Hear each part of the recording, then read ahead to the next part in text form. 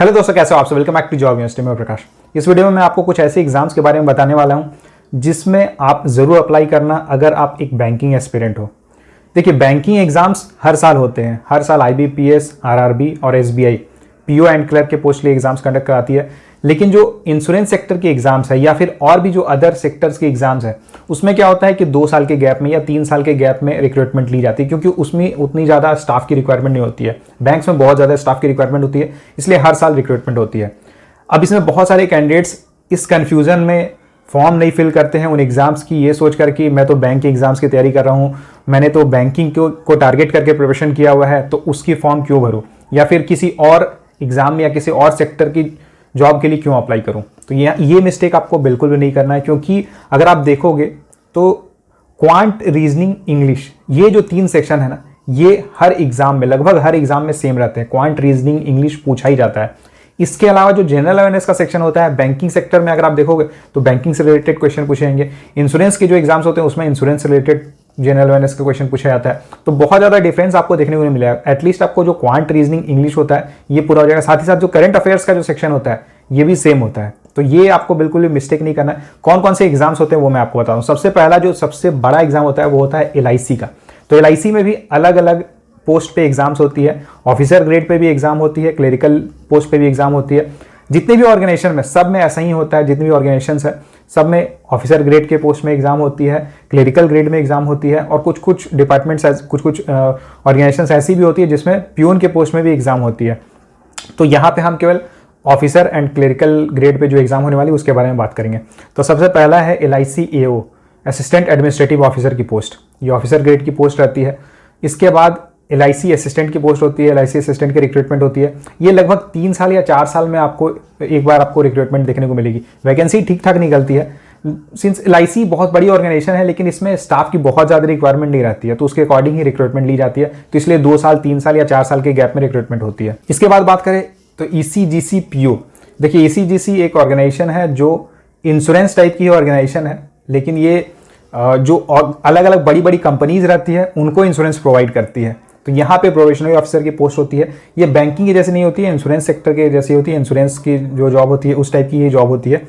यहाँ पे PO के पोस्ट में रिक्रूटमेंट निकलती है। ECGC में लगभग हर साल 100 के अप्रॉक्स वैकेंसीज देखने को मिलती है। इसके अलावा अगर बात करें ESIC SSO की, तो ESIC SSO की रिक्रूटमेंट इसी साल हुई थी और 2 साल या 3 साल के गैप में होती है। लेकिन फिर भी जब भी इसकी रिक्रूटमेंट होगी इसमें आपको अप्लाई जरूर करना, क्योंकि बहुत ही बेहतरीन पोस्ट है। सैलरी बहुत अच्छी आपको मिलती है। यानी SBI PO की जो सैलरी रहती है उसकी इक्विवेलेंट आपको यहाँ सैलरी देखने को मिलती है, और फैसिलिटीज़ भी उसके अकॉर्डिंग ही मिलती है। जितने भी ऑफिसर ग्रेड की जॉब्स मैं आपको बता रहा हूँ सब SBI PO के इक्विवेलेंट जॉब्स हैं। और जो असिस्टेंट की जॉब मैं आपको बता रहा हूँ ये क्लेरिकल जो पोस्ट होती है, क्लेरिकल लेवल की जो पोस्ट होती है उसकी इक्विवेलेंट पोस्ट है। तो इसके बाद बात करें ESIC में UDC के पोस्ट में भी रिक्रूटमेंट निकली थी। इसके अलावा MTS के पोस्ट में भी रिक्रूटमेंट निकली थी, 2022 में हुई थी। 1 साल के बाद या 2 साल के बाद फिर से रिक्रूटमेंट हो सकती है, तो उसका आपको फायदा उठाना है। बिल्कुल भी जब भी रिक्रूटमेंट होती है आप अप्लाई कर देना, क्योंकि बहुत ही बेहतरीन पोस्ट रहती है। तो FCI में भी मैनेजर के पोस्ट में रिक्रूटमेंट होती है और असिस्टेंट के पोस्ट में रिक्रूटमेंट होती है, असिस्टेंट ग्रेड 3 के पोस्ट में। और AG3 के पोस्ट में रिक्रूटमेंट 3 साल या 4 साल के गैप में होती है, लेकिन इसमें वैकेंसी बहुत ज़्यादा देखने को मिलती है। और FCI की जॉब बहुत ही बेहतरीन जॉब रहती है। इसके अलावा अगर बात करें तो बहुत सारे इंश्योरेंस कंपनी है, जैसे NICL है, NIACL है, देन OICL है।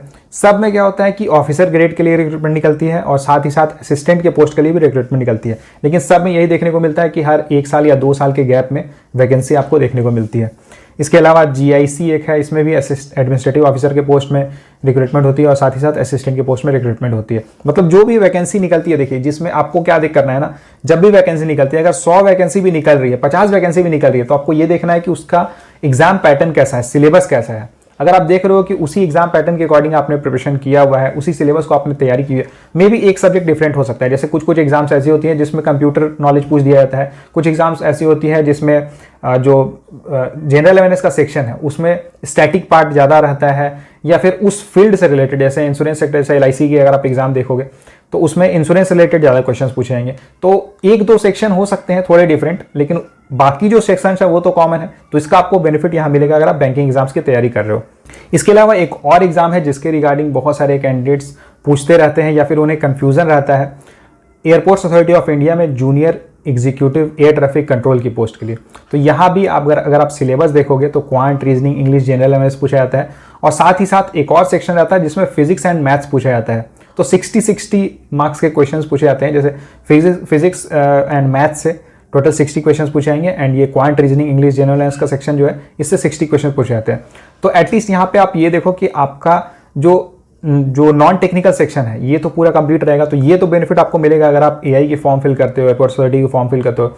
लेकिन बहुत सारे कैंडिडेट्स क्या करते हैं, ये सोचते हैं कि मुझे फिजिक्स एंड मैथमेटिक्स अलग से पढ़ना पड़ेगा, क्लास 12 लेवल की तैयारी करनी होगी, या फिर इंजीनियरिंग लेवल की जिस भी लेवल की क्वेश्चंस पूछे जा रहे हैं तो वो तैयारी करनी होगी। ये सोच के लोग फॉर्म ही नहीं फिल करते हैं। तो ये गलती आपको बिल्कुल नहीं करनी है, क्योंकि जितने भी जॉब्स मैं आपको बता रहा हूँ ये बहुत ही बेहतरीन जॉब्स है।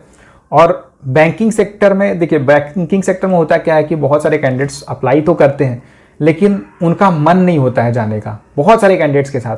यानी कि आप यहाँ देख लो कि 60 to 70% कैंडिडेट्स जो गवर्नमेंट जॉब लेना चाहते हैं तो उनको पता है कि बैंकिंग की जो जॉब्स है वो ऐसी है कि आपको एक साल में अगर आप जैसे तैयारी करते हो 6 मंथ्स या 1 ईयर की आप प्रिपरेशन कर लेते हो तो इतनी सारी एग्जाम्स होती है हर साल कि आपका कहीं ना कहीं क्लरिकल पोस्ट या ऑफिसर ग्रेड में आपका सिलेक्शन जरूर हो जाएगा। लेकिन उसके बाद भी ये कैंडिडेट्स क्या करते हैं कि दूसरे एग्जाम्स की तैयारी करते रहते हैं, क्योंकि आज के टाइम में ना जॉब मिलना बहुत मुश्किल है। तो सबसे पहले इंपॉर्टेंट ये है कि कोई भी एक नौकरी मिल जाए, कोई भी एक जॉब मिल जाए, पब्लिक सेक्टर जॉब मिल जाए, गवर्नमेंट जॉब मिल जाए, कोई भी एक जॉब मिल जाए, उसके बाद आप बाकी एग्जाम्स की तैयारी कर सकते हो। तो इसलिए आपको ये करना है। जैसे अगर आप अभी किसी बैंक में वर्क कर रहे हो, क्लरिकल पोस्ट में भी वर्क कर रहे हो तो ऑफिसर ग्रेड के लिए तैयारी करते रहो। अगर आप सपोज बैंकिंग सेक्टर में वर्क कर रहे हो और आपको इंश्योरेंस सेक्टर में जाना है तो उसके लिए फिर आपको अप्लाई करना होगा, तैयारी करना होगा। बहुत सारे कैंडिडेट्स ऐसे होते हैं जिन्हें पब्लिक डीलिंग पसंद नहीं होती है। तो पब्लिक डीलिंग जैसे अगर आपको पसंद नहीं है, आपने बीटेक किया हुआ है या फिर आपने बीएससी किया हुआ है, तो आप airport authority of India junior executive अभी जैसे वैकेंसी निकली हुई है तो उसमें आप अप्लाई कर सकते हो। उसमें कोई पब्लिक डीलिंग वगैरह नहीं रहती है। तो ये सब जॉब्स हैं जिसके बारे में बहुत सारे कैंडिडेट्स को पता नहीं होता है, या फिर पता होते हुए भी उन्हें उतनी इन्फॉर्मेशन नहीं होती जिसके कारण वो इन जॉब्स को या वैकेंसीज को, रिक्रूटमेंट को इग्नोर कर देते हैं। तो मैं यही चाहता हूं कि जब भी ये रिक्रूटमेंट निकले, जब भी इस टाइप की कोई वैकेंसी आती है तो उसमें आप अप्लाई जरूर करें, एटलीस्ट आप अप्लाई जरूर किया करो। तो आप मुझे कमेंट करके बताना कि अभी आप किसी एग्जाम की प्रिपरेशन कर रहे हो या फिर आप कहीं जॉब कर रहे हो। एंड वीडियो से रिलेटेड अगर आपकी कोई भी क्वेरी रहती है, कुछ भी कंफ्यूजन रहता है तो आप मुझे कमेंट करके पूछ सकते हो। Thank you.